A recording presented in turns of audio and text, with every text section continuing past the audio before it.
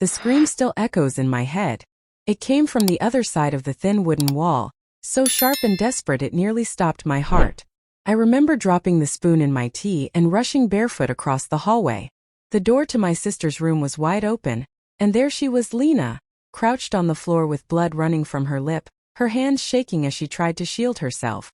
Above her stood Mr. Givens, our landlord, his hand still in the air, red and trembling. His belt dangled from his other hand, the metal buckle glinting in the dull light bulb above. "You ungrateful brat," he shouted. "Don't ever lie to me again, or I swear." I didn't let him finish. I don't know what came over me. I had never hit anyone before. But in that moment I saw Lena's swollen face, her torn dress, the terror in her eyes, and I lost it. I grabbed the hot kettle from the table and threw it at him. The boiling water splashed onto his arm and chest. He let out a howl so loud the windows shook. His belt dropped. He stumbled backward, clutching his skin as it blistered. "You'll regret this," he screamed. "No," I said, stepping between him and Lena. "You will." That was the day everything changed. That was the day Mr. Givens made a mistake he would regret forever. But to understand how we got there, we need to go back to the beginning. It all started the day Mama died. She was the thread that held our little world together. When her heart stopped that cold morning, it felt like the world did too. I was 15, Lena only 11. There was no one else, no father, no aunts, no cousins that would take us in. Just the two of us in a house that didn't belong to us anymore. Mr. Givens was the owner of the house we lived in. Mama always paid him on time, cleaned the porch, kept the garden tidy. He never liked us, said we were too much noise and not enough money. But Mama stood tall against him. She never let him push us around. When she died, all of that protection vanished. We were two kids in a house the landlord wanted back. At first, Mr. Givens pretended to be kind. He brought us bread, even helped arrange Mama's funeral. But soon after the dirt settled on her grave, he changed. "You can't stay here for free," he said one afternoon, tapping his long yellow fingernails on the kitchen table. "Rent's due at the end of the week. If you can't pay, you'll have to find somewhere else." I tried to speak. "But I'm only 15 and Lena's just a kid. We don't have any money." "That's not my problem," he snapped. We had 1 week. I spent the next 7 days looking for any kind of work. I washed windows, carried groceries for old ladies, even scrubbed toilets at the gas station. I earned just enough to pay half the rent. I begged Mr. Givens for more time. "I can get the rest soon," I said. "Just give me a few more days." He leaned in close. I could smell the sour tobacco on his breath. "You'll pay in one way or another," he muttered. "And maybe your sister can help too." I didn't like how he looked when he said that. It made my skin crawl. From then on, I kept Lena close. I made sure she never stayed alone at the house when I went to work. But one evening, after a long day scrubbing dishes at the diner, I came home and she wasn't there. My heart pounded as I checked every room. I found her in the garden shed, curled up and sobbing. "He tried to come into my room," she whispered. "He said he just wanted to talk, but he locked the door." That was when I knew. We had to leave. But where? We had no family, no money, and nowhere to go. So I started hiding money. Every coin, every dollar I earned, I tucked them inside the lining of my coat. I told Lena to keep her school bag packed. I told her never to open the door if I wasn't home. I made a plan. I was going to take Lena and run. But Mr. Givens was watching. He noticed when I stopped asking him for food. He noticed when Lena stopped talking to him. He grew meaner, bolder. He would enter the house without knocking, pretending to check the plumbing or fix the wires. One night I found him going through Mama's drawers. "I'm just making sure you kids aren't hiding anything," he said with a smirk. I knew then. He wasn't going to let us leave. One Thursday evening the rain came down hard. I had just come back from town with half a loaf of bread and a few coins from cleaning windows. Lena was unusually quiet. I asked if she was okay. She hesitated. Then she told me.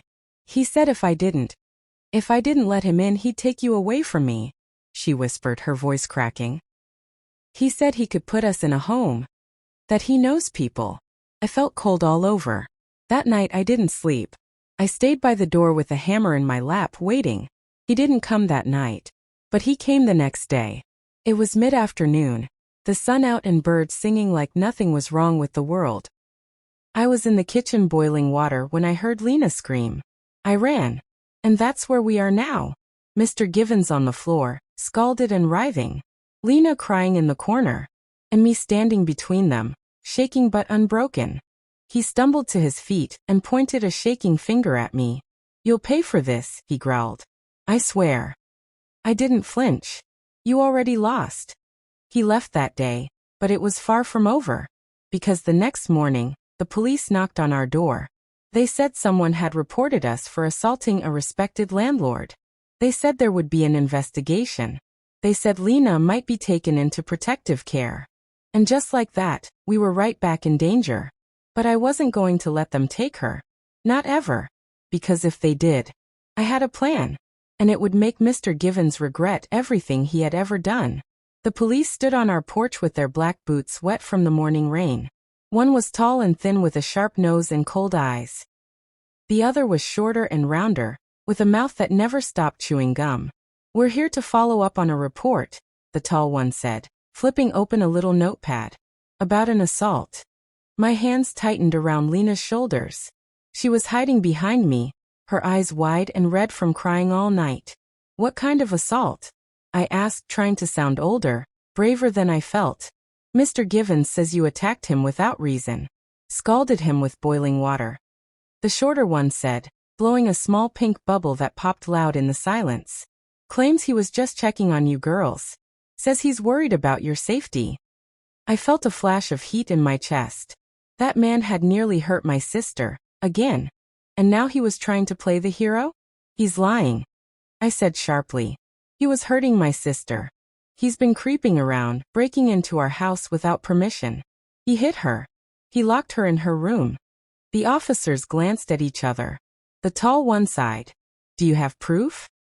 Proof. The word hit me like a stone. Of course we didn't. Lena had bruises, yes, but they were already fading. And there were no cameras, no witnesses. Just our word against his. "He's dangerous," I said, my voice cracking. "Please, you have to believe us." They didn't say anything for a long time. Then the tall one closed his notebook. "Well, we'll make a report and look into it. But in the meantime, we have to notify Child Protective Services. It's protocol when there are minors in a potentially unstable situation." No, wait," I said quickly. "We're fine. We don't need anyone else. Please. Just give us a chance to figure this out." "We're not here to break up families," the round one said, his voice gentler now. "We're just doing our jobs." They walked away without handcuffs or warning slips. But their message was clear. We were on thin ice. As their car drove off, I turned to Lena. "Pack your things." She looked up at me, confused. "Why? What's going on?" "We're leaving tonight. We can't wait anymore." And I meant it. I didn't care where we went. Under a bridge, into the woods, halfway across the country. We just couldn't stay under Mr. Givens' roof another night. I went into Mama's old closet and pulled out the shoebox where I'd been hiding our money. It wasn't much, maybe $80. Not enough for a bus out of state, but maybe enough to rent a room in one of those old motels outside of town. I made 2 peanut butter sandwiches, stuffed our clothes in trash bags, and told Lena to put on her boots. We waited until nightfall, slipping out the back door like ghosts. We didn't get far. Mr. Givens was waiting at the front gate. His face was still pink and cracked from the burn. His arm was bandaged in white cloth, but his eyes, those eyes were wild with anger. "Where do you think you're going?" he snarled, stepping in front of us. "Move," I said, my voice steady. "You don't own us." He laughed. "I don't. Well, the state might disagree. Did you know I'm friends with the CPS director? Funny how quick they take action when a landlord calls in." I took a step forward, blocking Lena behind me. "If you touch us again, I swear." "Oh, don't worry," he said, grinning. "I won't have to. The system will do it for me." I looked over my shoulder. The street was quiet, no one around to help. No neighbors, no cars, not even a light in the window. "I'll scream," Lena whispered behind me. "Go ahead," Mr. Givens said with a shrug. Let's see who comes. That's when I realized we couldn't run. Not yet. So I pretended to give in. Fine, I said, lowering the trash bags. We'll stay. His smile stretched across his ugly, peeling face. Good girl. But in my head, I was already building a new plan. Something bigger than just escaping. If the law wouldn't help us and the neighbors didn't care, then I would take matters into my own hands. I would make sure Mr. Givens paid for every single thing he'd done. Not just to us, but to others too. Because I knew we weren't the only ones. For the next 2 days, I played the part. I acted quiet, obedient, like I'd given up. Lena stayed in her room, and I told her everything was going to be okay. But at night, while the house creaked and the wind tapped at the windows, I went through the landlord's files. There was a tiny room at the end of the hall, where he kept his metal filing cabinet. He always locked it, but I had found a way to pick the lock using Mama's old bobby pins and a broken hair clip. Inside I found contracts, overdue notices, scribbled notes, and something else. A folder marked private. It was filled with photographs. Some were blurry, others clear. But every single one had something in common. They were all girls. Young girls. Most of them scared. Some of them bruised. My stomach twisted as I flipped through them. Names were scribbled on the back of each photo. Daisy M. Rachel T. Even one that said just Chaos with a date next to it. Lena wasn't the first. And if I didn't do something soon, she wouldn't be the last. That night, I made a new promise to myself. I wasn't just going to run. I was going to destroy him. But the very next morning, something happened that I hadn't planned for. Someone knocked on the door. It wasn't the police. It wasn't CPS. It was a girl. She looked about 18, with short red hair and a purple hoodie. She had a small suitcase in one hand and a folded piece of paper in the other. "I'm here for the room," she said. I blinked. "What room?" She looked confused. "The ad said there was a cheap room to rent. Said I could move in today." I called the number. A man answered. Mr. Givens. He was bringing in another girl. I told her to wait outside and slammed the door shut. He was sitting in the kitchen, sipping tea with his bandaged hand. "You invited someone else to stay here?" I asked, trying to keep the rage out of my voice. He didn't even look up. "Rent's rent. I'm running a business." "You're bringing another girl into this house?" He looked me straight in the eye and said, "Maybe she'll be more grateful than you." That was it. That was the moment I knew I couldn't wait any longer. I had to act now. And that night, I did something I never thought I'd do. I broke into the old hardware store down the road. I stole a crowbar, a hammer, and a bottle of kerosene. I hid them beneath the floorboards in the attic. Because the plan was no longer to run. The plan was to end it. But just as I sealed the attic door and crept back down to check on Lena, I heard her scream again. Only this time, it wasn't from fear. It was from the sound of glass shattering downstairs. Someone had broken into the house. And it wasn't Mr. Givens. It was someone else. Someone worse. As, trying to keep the rage out of my voice, he didn't even look up. "Rent's rent. I'm running a business. You're bringing another girl into this house?" He looked me straight in the eye and said, "Maybe she'll be more grateful than you." That was it. That was the moment I knew I couldn't wait any longer. I had to act now. And that night I did something I never thought I'd do. I broke into the old hardware store down the road. I stole a crowbar, a hammer, and a bottle of kerosene. I hid them beneath the floorboards in the attic. Because the plan was no longer to run. The plan was to end it. But just as I sealed the attic door and crept back down to check on Lena, I heard her scream again. Only this time it wasn't from fear. It was from the sound of glass shattering downstairs. Someone had broken into the house. And it wasn't Mr. Givens. It was someone else. The sound of the glass shattering jolted me like lightning to the spine. I rushed down the hallway, heart pounding, fists clenched. Lena was already out of her room, barefoot, clutching her stuffed bear, eyes wide with terror. "Stay here," I whispered. "Don't move." She grabbed my hand. "Please don't go. What if it's him?" "It's not," I said, but I didn't believe it. I crept toward the kitchen where the sound had come from. The window above the sink was smashed. Glass sprinkled across the tiles like frost. The curtain flapped wildly in the night wind. A shadow moved just outside the frame. Then a leg stepped in. A figure climbed halfway through the broken window. That's when I saw his face. It wasn't Mr. Givens. It was a boy. Maybe 17 or 18. Pale, skinny, shaking. His clothes were torn and dirty. His eyes sunken with fear and hunger. "Please," he said, freezing when he saw me. "Don't scream." I didn't. I didn't move at all. For a second we just stared at each other, both scared for different reasons. "I'm not here to hurt anyone," he said. I just needed a place to sleep. I saw the light. I didn't know anyone was home. I grabbed the broom by the wall and pointed it at him. "Who are you?" "Name's Kenny," he said, lifting his hand slowly. "I used to live around here. Moved out when I turned 16. Been on the streets since." "Why this house?" I asked. His eyes flicked toward the hallway. "Used to rent the basement room. 2 years ago. Didn't last long. The old guy Givens, he was a freak. That got my attention." "What do you mean?" Kenny hesitated. "You his kid?" No. He nodded slowly. "Good. Then you should get out. While you still can." I lowered the broom just a little. "Why? What happened to you?" He glanced down at the floor, at the broken glass under his boots. He said I didn't belong there. Said I was trash. Beat me when I couldn't pay rent 1 month. Then one night I heard screaming. Not mine. A girl's. I tried to help and he threw me out. Told the cops I was stealing. They believed him. They always do. My chest tightened. "Do you have proof?" I asked. "No," he said. "But I know I'm not the only one." I believed him. I also knew then that Kenny could help me. "You hungry?" I asked. He nodded.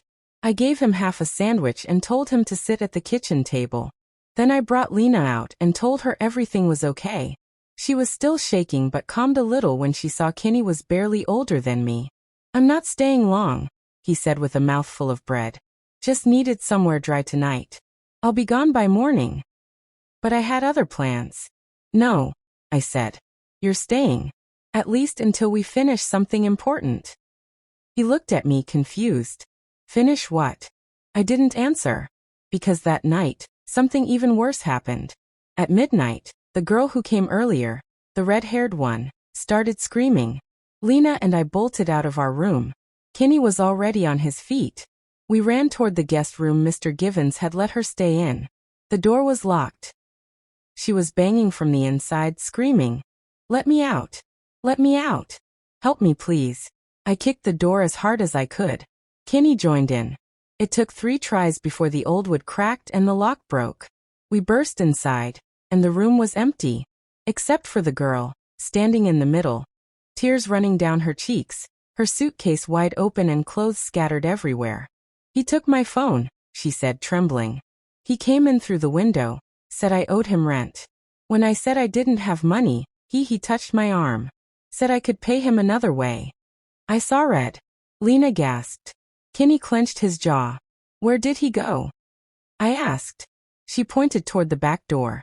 "He ran when he heard someone else coming." I stormed outside with Kenny right behind me. But Mr. Givens was gone. The woods behind the house were quiet, wet and dark. Too quiet. We searched with flashlights, calling his name. Not because we wanted him to answer, but because we wanted him to know we weren't scared anymore. When we returned, the girl was sitting on the floor hugging Lena. She looked broken. "Why didn't anyone tell me?" she whispered. "Why doesn't anyone warn people about him?" I sat down next to her and put my hand on her shoulder. "We're going to," I said. The next morning, I brought everyone into the attic. I pulled up the floorboard where I'd hidden the crowbar, hammer, and kerosene. Kenny's eyes widened. "What are you planning?" "Not what you think," I said. "I'm not going to burn the house down." "What then?" "We're going to dig." "Dig?" the red-haired girl asked. "Why?" I pointed to the far wall of the attic, where the old wood was stained and moldy. "There's a loose panel behind there. I found it a week ago.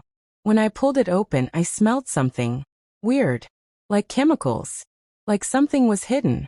We pried the wall open with the crowbar. Behind it was a crawl space, thick with dust and spiderwebs. Kenny crawled in first. We followed with flashlights. And that's when we found it. A black box, locked with 2 rusty clips. We dragged it out and opened it. Inside were old VHS tapes, dozens of them, each labeled with names and dates. The girl gasped.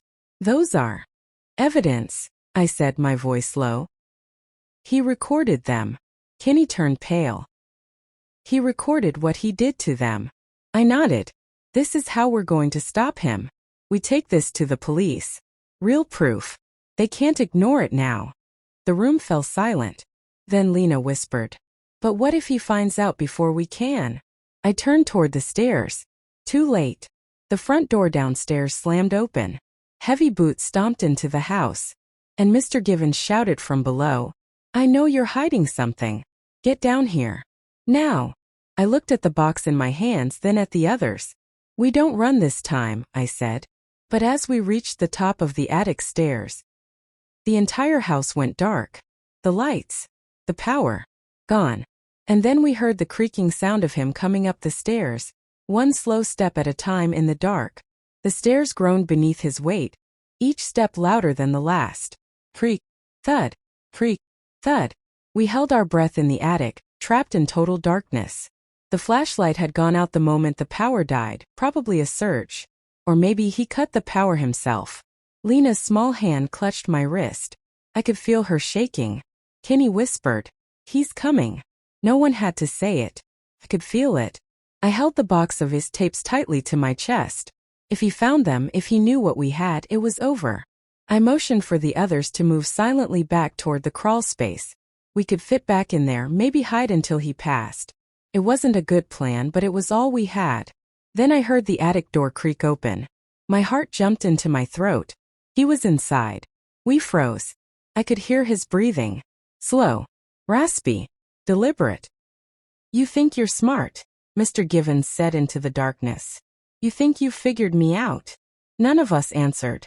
"I've been doing this a long time," he continued. "You're not the first to snoop around. You won't be the last." Still we didn't move. Even Lena held her breath. Then he took another step forward, dragging something heavy behind him. Clang, drag, clang, drag. A metal pipe. He was carrying a pipe. "I know every inch of this house," he said. "I know when the floor creaks. I know where the boards are loose. And I know you're up here." Kenny reached for the hammer, slow and quiet. I handed him the crowbar. The red-haired girl, whose name I'd learned was Sophie, took Lena's hand and pulled her back into the crawl space with her. That left just Kenny and me. I could barely see his outline in the dark, but I saw the slow nod he gave me. A signal. We waited. Then, crack. He swung first. The sound of metal hitting would echoed like a gunshot. Kenny's crowbar missed. It hit the attic beam instead. Mr. Givens shouted and lunged. I swung the hammer with all my strength.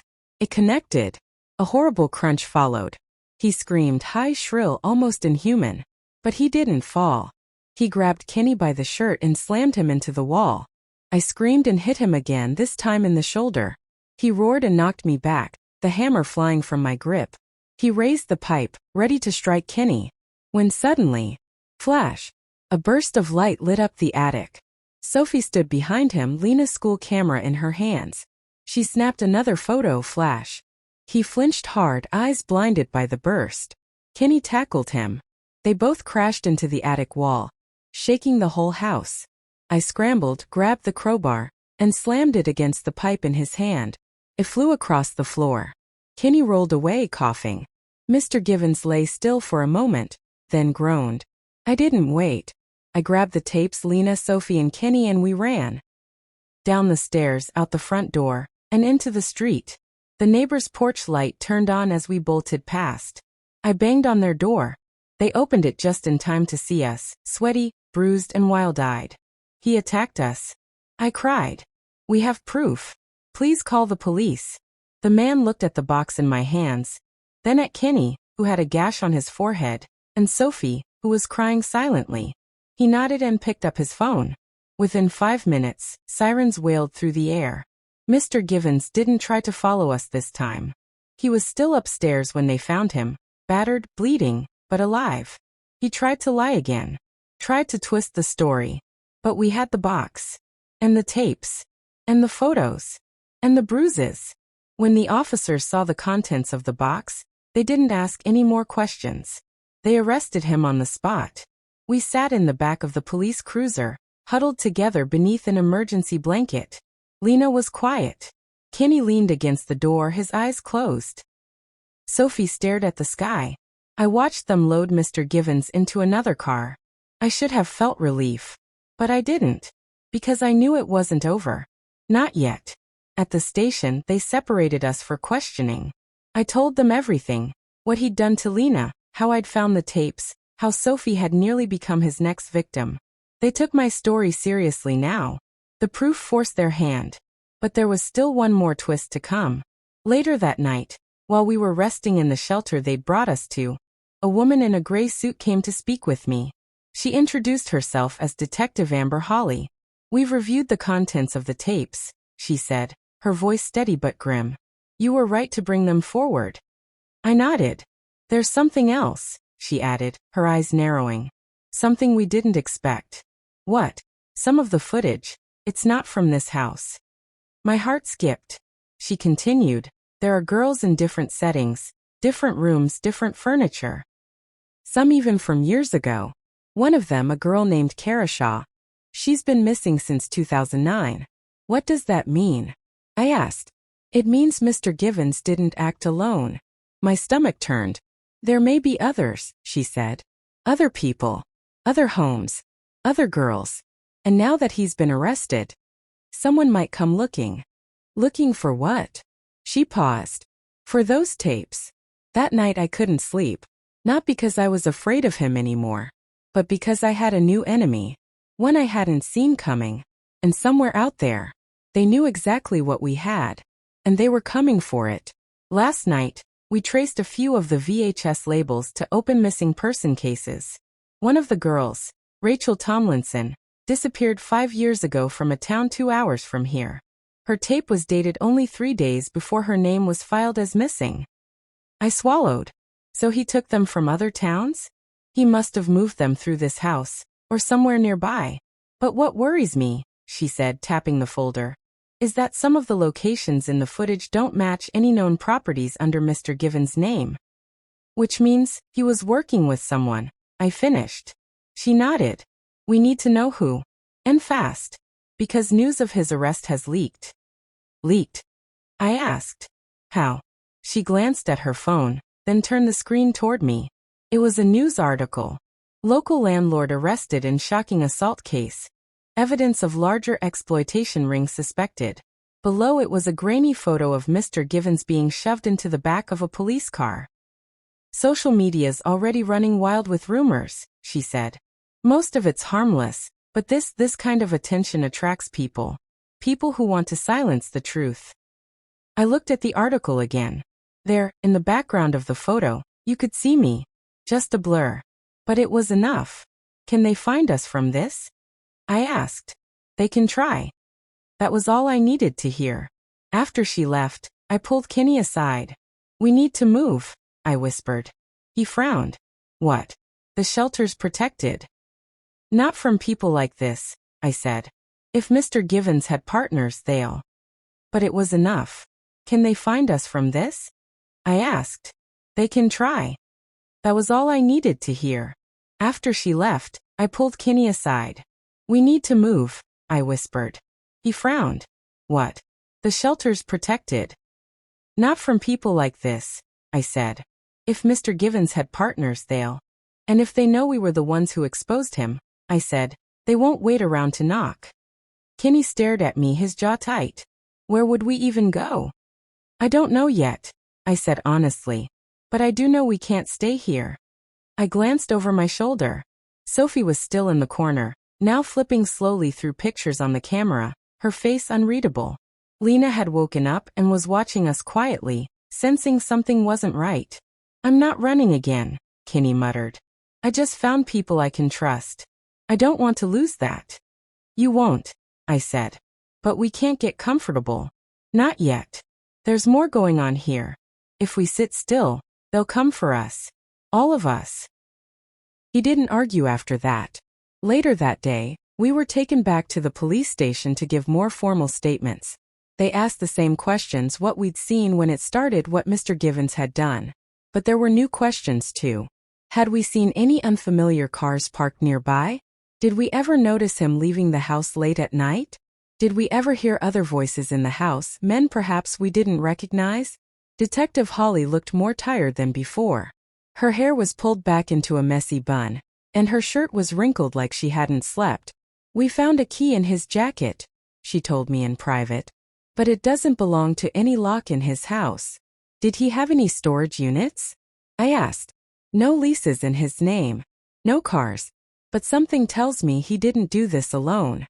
She pulled out a piece of paper with a phone number scribbled across the top. This number showed up in his phone history. Repeatedly. "Last call was made right before he came home the night you all found the tapes." I leaned forward. "Who does it belong to?" "That's the thing," she said. "It's a burner phone. No name. No ID." I felt my stomach twist. Then she added, "We're trying to track it. But in the meantime, I want you and the others to stay put. We'll move you to a secure location tonight." But it was already too late. That evening, just after sunset, the police escort assigned to drive us to the safe house arrived. It was a plain gray car, unmarked, windows tinted. The man who stepped out wore a uniform, clean, official. But something felt off. I couldn't explain it. His smile was too fixed. His eyes too cold.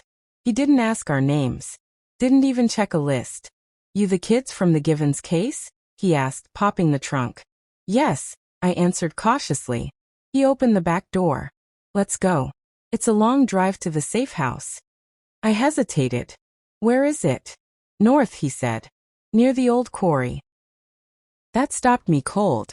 Because earlier that day, Detective Holly had told me the safe house was in Midland, which was south. I took Lena's hand and stepped back. "Where exactly in the north?" He blinked. Just once. Then smiled again. "Don't worry about it." I turned to Kenny and Sophie. "Run." We bolted. The man lunged, reaching for something at his belt, but Kenny tackled him mid-move. The two of them crashed onto the pavement, rolling. I grabbed Lena and yanked her behind a nearby parked car. Sophie screamed as the man threw Kenny off, drew something metallic from his belt, and bang! A single gunshot tore through the air. Everyone froze. Kenny hit the ground with a grunt. I thought he was dead. But then he rolled and crawled behind a trash bin, clutching his arm. He'd been grazed. I turned to Sophie. "Call the cops now." She already had her phone out, dialing with shaking fingers. The man didn't chase us. Instead, he ran to his car, jumped in and peeled off into the street. Tires screeching, disappearing into the night. Within minutes, sirens wailed in the distance. But again they were too late. We were sitting on the curb, Kenny bleeding, Lena crying, Sophie on the phone with dispatch, when Detective Holly arrived. She saw the twisted into something I hadn't seen before. Rage. Detective Holly stepped out of her cruiser, slammed the door, and went straight to Kenny, kneeling beside him. "Where is he? What did he look like?" Kenny winced, clutching his bandaged arm. "Police uniform. Badge number was fake. White guy. Short brown hair. Drove a gray Chevy with no plates." "No plates?" she snapped, standing up and pacing like she wanted to scream. "He said he was taking us north," I added quickly, "to a safe house near the quarry." Holly's eyes narrowed. "There's no safe house up there. That's where the abandoned mine tunnels are. Remote, silent, no signal for miles." I looked at her hard. "He wasn't some wannabe copycat, was he?" "No," she said quietly. "He was part of it." "The ring," I said. She nodded. "We suspected it was bigger than just Givens. Now we know." Sophie looked up from the curb. "They're trying to tie up loose ends." Holly didn't answer that. She didn't need to. The officers arrived a few minutes later and rushed Kenny to a hospital. He was stable, thank God, but his shoulder had been torn open. He'd need stitches, rest. Time. We didn't have time. While Kenny was taken away, the rest of us were moved, this time, under armed escort to an actual police safe house. A small brick building on the edge of town with cameras, double locks and 2 guards stationed at the front. Still, I couldn't sleep. I sat by the window again that night, watching the road, waiting for headlights, waiting for danger, because I knew something they didn't.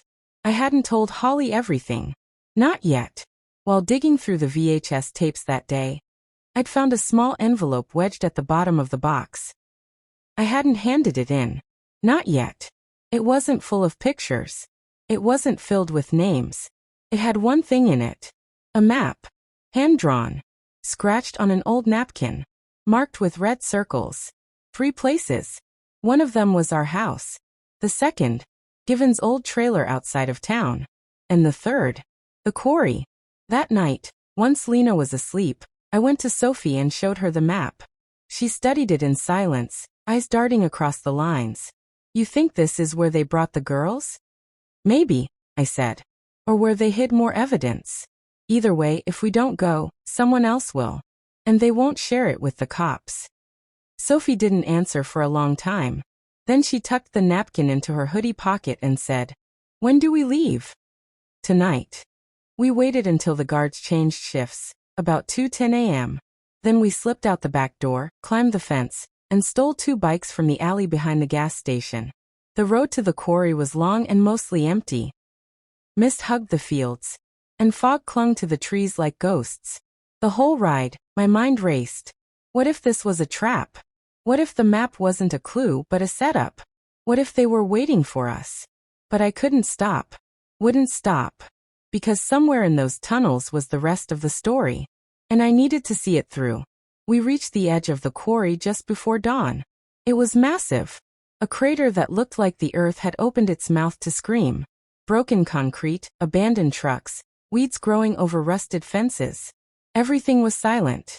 We left the bikes and moved on foot, slipping between the jagged rocks and shattered walls until we reached the mouth of the mine tunnel. A sign hung above it, barely readable.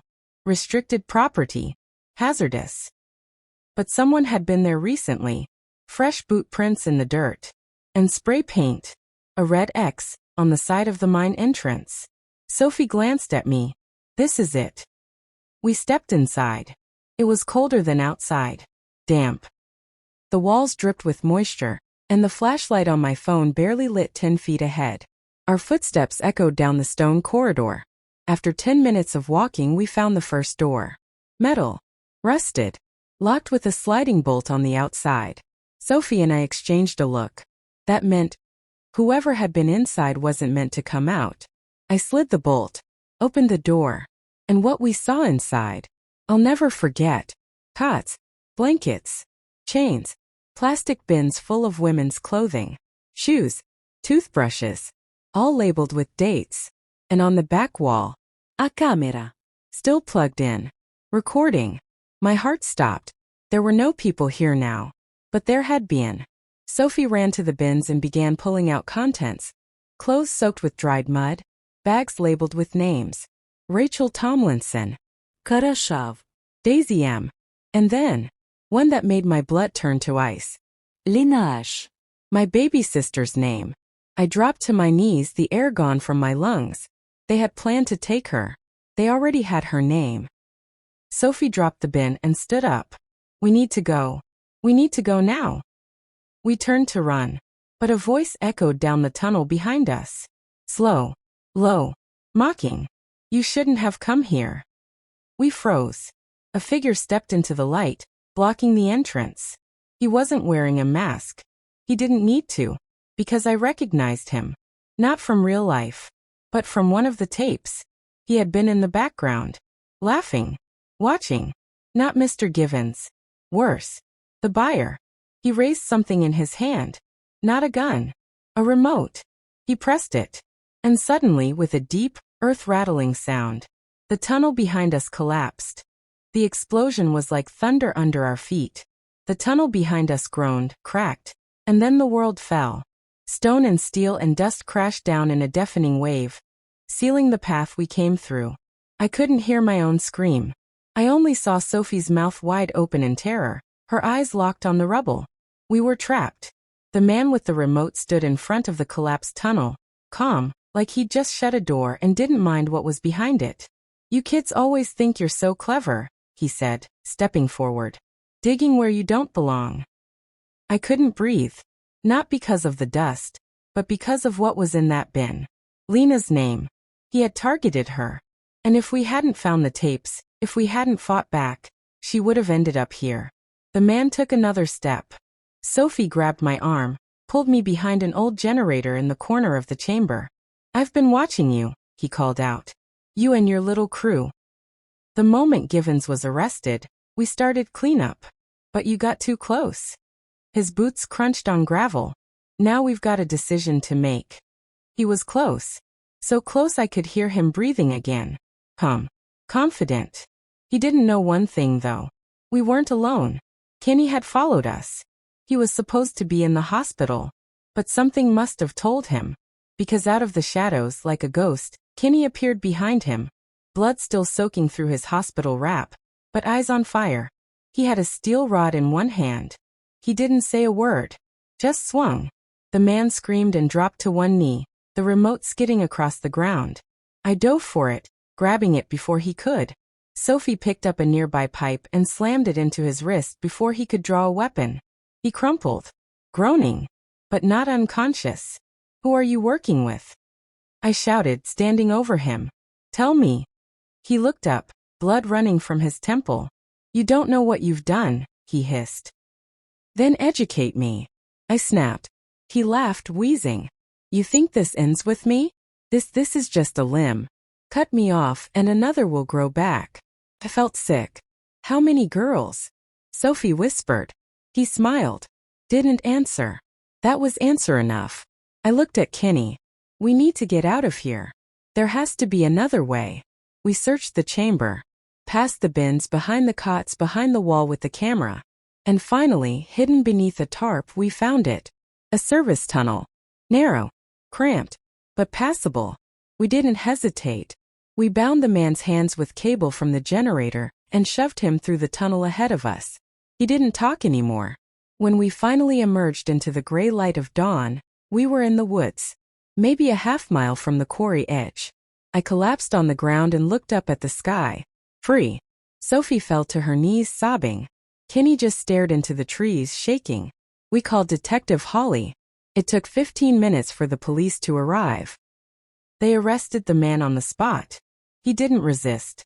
But he smiled the whole time. Like we hadn't won. Like the nightmare wasn't over. Later, Holly told us everything. His name was Mitchell Crane. A contractor who'd helped remodel Givens' house and build safety features, like false walls and underground passages. He was part of a trafficking network, one that stretched far beyond our town. Across counties. Across states. They used homes like Givens. Old rentals. Houses that no one asked questions about. They targeted girls without strong families. Kids in foster care. Runaways. People who could disappear quietly. And they made videos. Sold them. The tapes we found weren't the whole stash. Just Givens' collection. There were others. More houses. More girls. And now the police had a name. A lead. But more importantly, we had something else. Survivors. Sophie decided to go public. She stood in front of cameras and told the truth. About what almost happened to her. About what had happened to others. She named names. She didn't cry. She made them listen. Kenny, after recovering, volunteered to help the police identify other boys who'd gone through the same abuse. Turns out, Givens hadn't only targeted girls. Lena started therapy. She was quiet for weeks, then one day walked into the living room and said, "Can I plant a tree? For the girls." We helped her do it in the backyard of the new house we were moved to. The final chapter? There isn't one. Because people like Givens and Crane aren't one-time monsters. They're part of systems. Of silence. But we made a crack in that system. And the lesson? Silence protects the wicked. But truth, when spoken loud enough, breaks walls. I was just a girl trying to keep my sister safe. And in the end, I did more than that. I made them regret ever coming near us. Forever. I tried to sit up, but my head felt heavy. Pain shot through my shoulder, and the hospital lights were too bright. Everything was spinning. James moved closer, still smiling. But it wasn't the smile I remembered. It wasn't warm. It was tight. Cold. Where are my kids? I whispered, my voice dry like paper. He pulled up a chair. Sat down calmly like he had all the time in the world.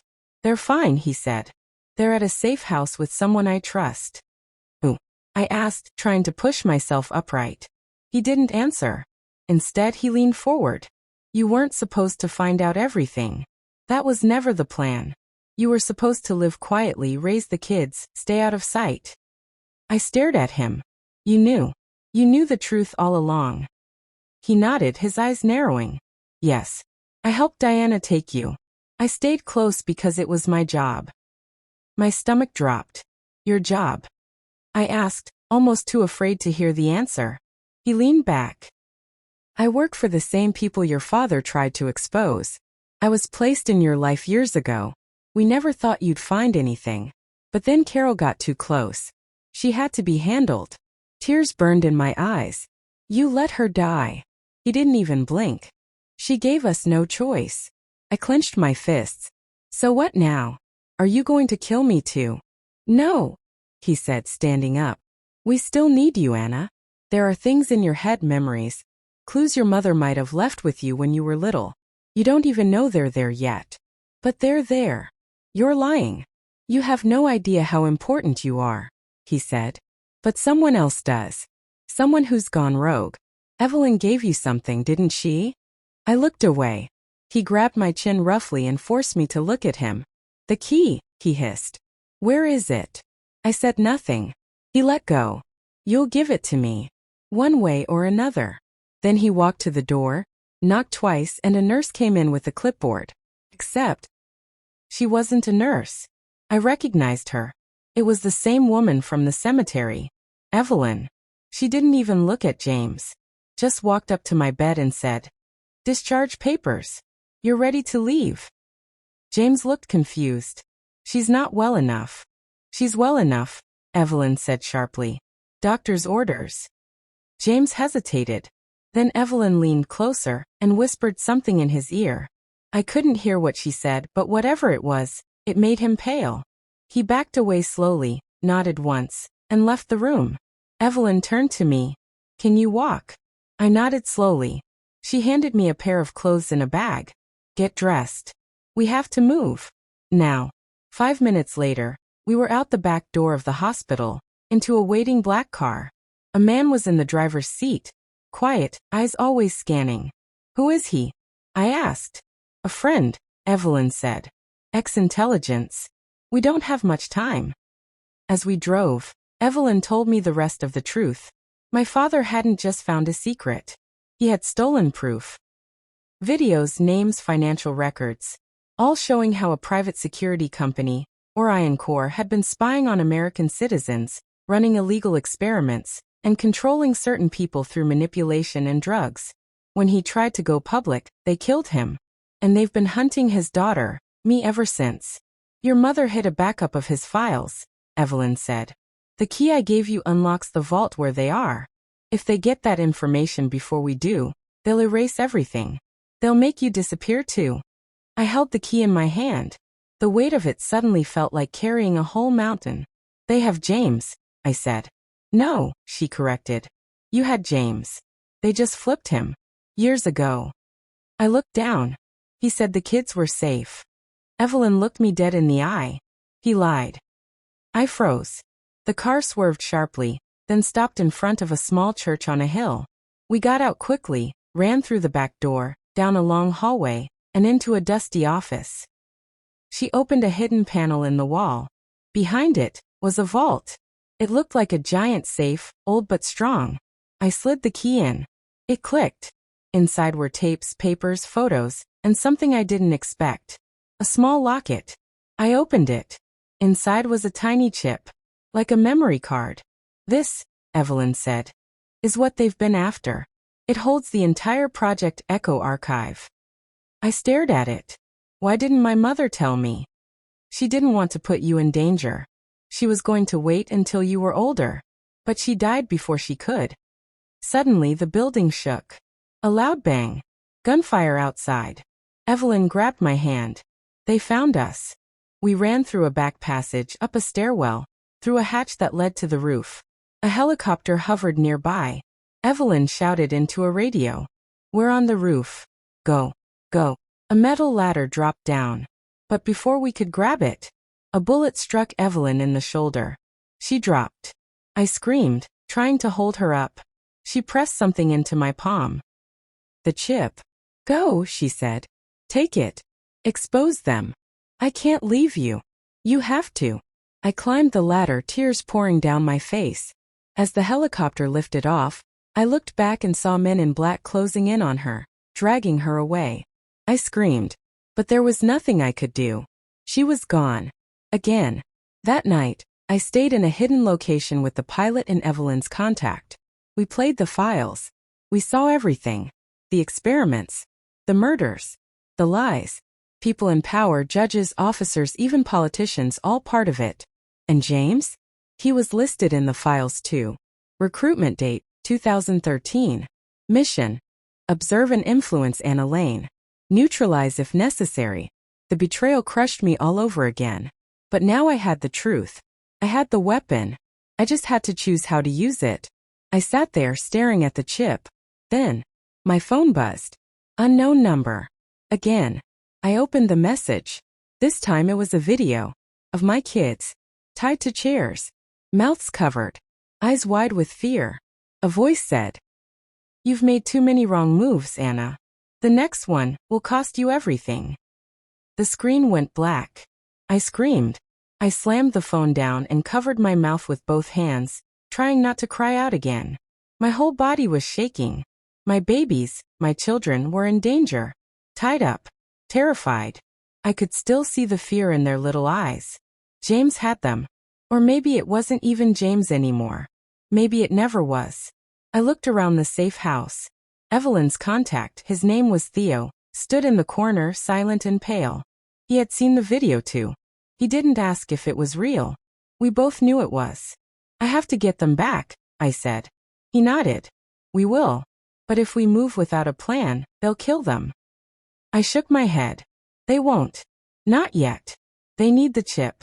That's why they're using the kids." Theo took a step forward. "Then we use that to our advantage." We spent the next 2 hours going through the files again. Every photo. Every document. Every recording. And then we found it. A location. A black site, hidden under a warehouse 2 hours from the city. Labeled in the Project Echo files as Facility Zeta. That was where they brought their targets when the threats didn't work anymore. That had to be where they were holding my kids. I wanted to run in there screaming, but Theo stopped me. "We go in smart," he said. "Silent. We only get one shot at this." We left just after midnight. Theo knew how to move quietly. He had once worked for Orion Corps too, but quit when he saw what they were doing. He knew their security systems, their patterns, their blind spots. We parked far away and walked the rest of the way in the dark. I carried the chip in a metal case around my neck, hidden under my shirt. When we reached the warehouse, Theo pointed to the left side. "There's a side door. Unlocked. I'll take out the power quietly while you go in through the hallway. Wait for my signal." I nodded. Every step I took inside that building felt like walking into a nightmare. It was cold, silent, and smelled like bleach and metal. I passed rows of empty rooms with white walls, security cameras, and heavy doors. Then I heard a small voice. "Mommy." I froze. That voice. It was my daughter, Lila. I followed the sound, my heart pounding. I turned a corner. And there they were. Both of them. Lila and Max. In a room with glass walls, sitting on the floor, still tied but alive. Tears ran down my face as I rushed in. I opened the door. "Lila. Max." They looked up. "Mommy." I dropped to my knees, hugged them both so tight. I couldn't stop crying. But then, I heard footsteps. Too many. I turned around. And there he was. James. His gun pointed right at me. Behind him were 2 other men in black uniforms. He looked tired. Angry. But not surprised. "You're harder to kill than I thought," he said. I stood, shielding the kids behind me. "You lied to me. You made me love you." His eyes flickered. I didn't want to. Not at first. But after a while, It got real. That's why I told them to take the kids instead of killing you.